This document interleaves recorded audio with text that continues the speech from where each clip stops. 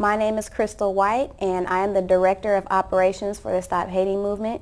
I'm here with Timothy Jackson IV, who is the President of the Stop Hating Movement, Stacy Jackson, who is the Vice President of the Stop Hating Movement.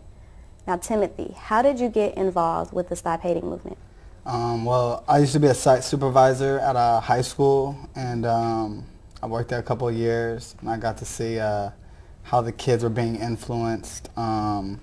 And I also worked alongside of Officer Delon Jackson, who also worked at the high school with me.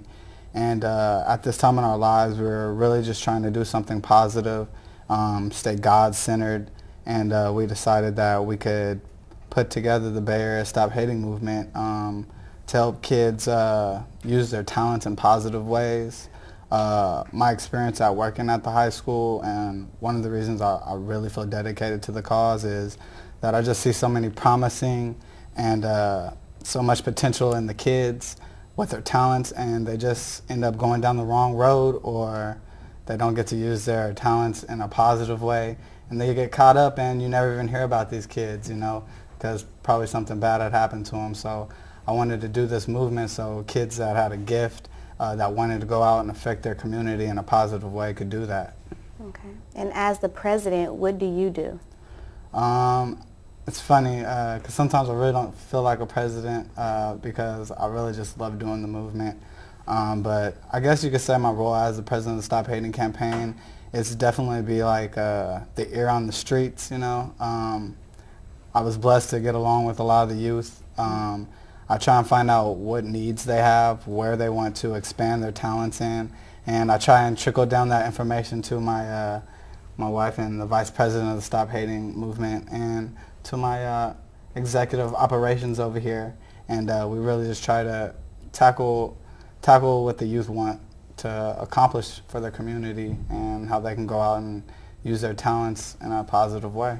Okay. Is there anything that you do to get down on the youth's level so that they feel comfortable with you? Well, I'm definitely a big kid, and you know, I'm sure that's a good starter.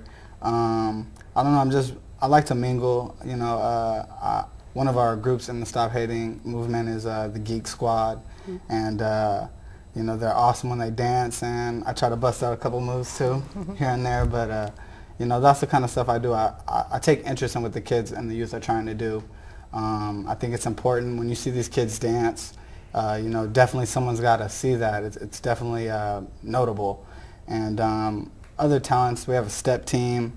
We have a drum line. And these kids are just amazing. And I just try to show interest. I try to show them that I want to be there to see them succeed. Mm-hmm. So word out on the street is that you do a little rapping. Yeah, I like to do hip-hop. I'm a lyricist. I like to talk about positive things in my lyrics. You know what I mean? I haven't really been pursuing it that much because I've been busy trying to help other kids kind of get in the limelight.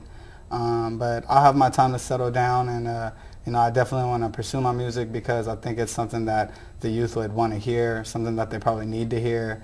And you know, it's about things that are relevant. It's about conscious thought and conscious knowledge, things that are important. I don't really rap about money and stuff. I rap about what's going on in my community and what's affecting us and how we can make it better. So. Okay, thank you. No problem.